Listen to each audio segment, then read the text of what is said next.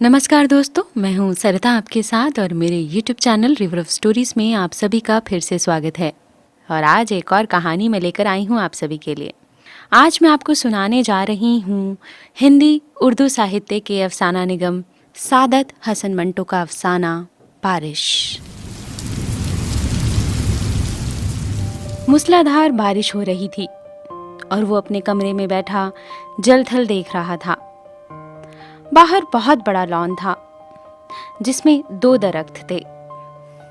उनके सब्ज पत्ते बारिश में नहा रहे थे। उसको महसूस हुआ कि वो पानी की इस बारिश से खुश होकर नाच रहे हैं। उधर टेलीफोन का एक खंबा गड़ा था उसके फ्लैट के ठीक सामने। ये भी बड़ा खुश नजर आता था, हालांकि उसकी खुशी की कोई वजह मालूम नहीं होती थी। इस बेजान शय को भला क्या खुशी होनी थी। लेकिन तनवीर ने, जो कि बहुत मायूस था, यह महसूस किया कि उसके आसपास जो भी शय है खुशी से नाच गा रही है। सावन गुजर चुका था और बारिश नहीं हुई थी। लोगों ने मस्जिदों में इकट्ठे होकर दुआएं मांगी, मगर उसका कोई नतीजा ना निकला।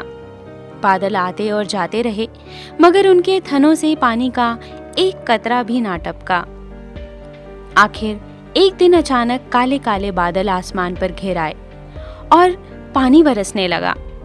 तनवीर को बादलों और बारिशों में कोई दिलचस्पी नहीं थी। उसकी जिंदगी तो चटियल मैदान बन चुकी थी, जिसके मुंह में पानी का एक कतरा भी किसी ने ना टपकाया हो। 2 बरस पहले उसने एक लड़की से, जिसका नाम सुरैया था, मोहब्बत करना शुरू किया था, मगर यह एक तरफा मोहब्बत थी। सुरैया ने कभी उसकी तरफ देखना भी ठीक ना समझा। सावन के दिन थे, बारिश हो रही थी। वो अपनी कोठी से बाहर निकला, जांघियां पहनकर कि वो नहाए और बारिश का लुत्फ उठाए। आम बाल्टी में पड़े थे। वो अकेला बैठा उन्हें चूस रहा था कि अचानक उसे चीखें और कहकहे सुनाई दिए।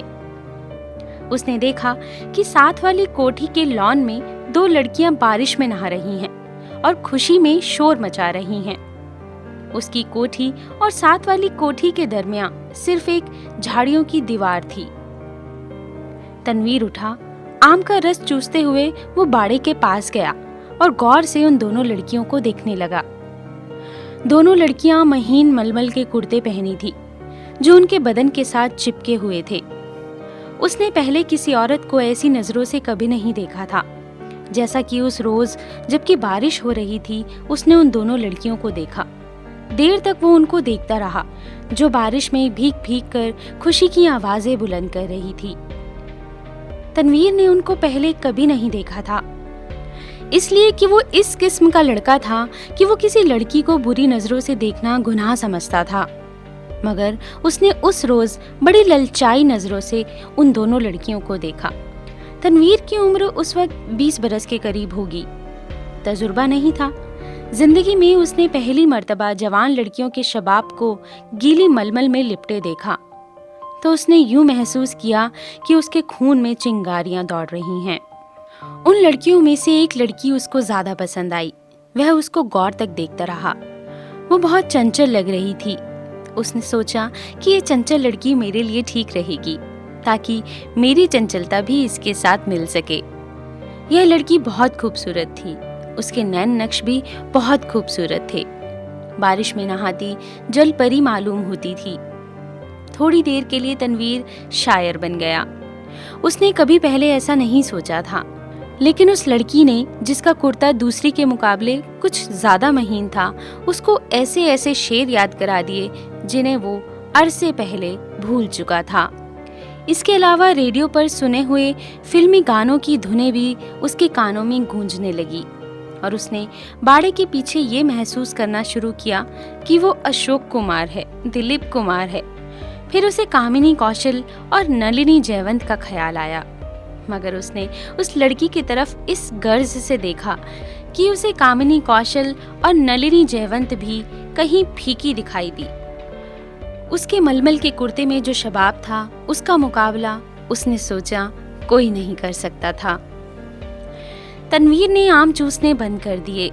और उस लड़की से जिसका नाम परवीन था इश्क लड़ाना शुरू कर दिया। शुरू में उसे थोड़ी मुश्किलें पेश आई, इसलिए कि उस लड़की तक जाने का रास्ता आसान मालूम नहीं होता था। फिर उसे अपने माता पिता का भी डर था और इसके अलावा उसे यह भी यकीन था कि पता नहीं वो कभी उससे फिर मिलेगी या नहीं। बहुत देर तक वो उन्हीं उलझनों में गिरफ्तार रहा। रातें जागता, झाड़ियों के पीछे झांक झांक कर उसे ढूंढने की कोशिश करता, घंटों वहां खड़ा रहता और वो बारिश वाला मंजर जो उसने देखा था आंखें बंद करके अपने जहन में दोहराता रहता। बहुत दिनों बाद आखिर उसको एक रोज उससे मुलाकात का मौका मिल गया। वो अपने बाप की कार में घर के किसी काम से जा रहा था कि परवीन ने उसे पीछे से आवाज लगाई। वो कार स्टार्ट कर चुका था कि साथ वाली कोठी में तनवीर के ख्वाबों की शहजादी निकल आई। उसने हाथ से इशारा किया कि वो मोटर रोक ले। तनवीर घबरा गया। हर आशिक ऐसे मौका पर घबरा ही जाया करता है।